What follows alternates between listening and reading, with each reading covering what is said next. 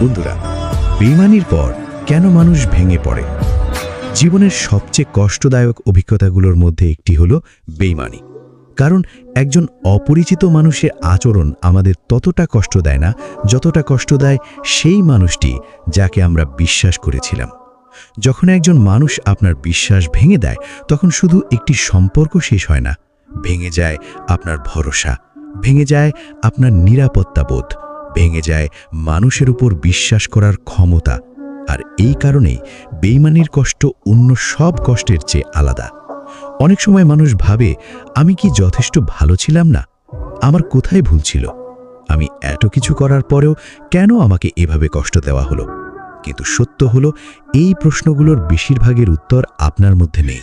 কারণ বেইমানি সাধারণত আপনার মূল্যহীনতার কারণে হয় না, বেইমানি হয় অন্য কারো চরিত্রের দুর্বলতার কারণে।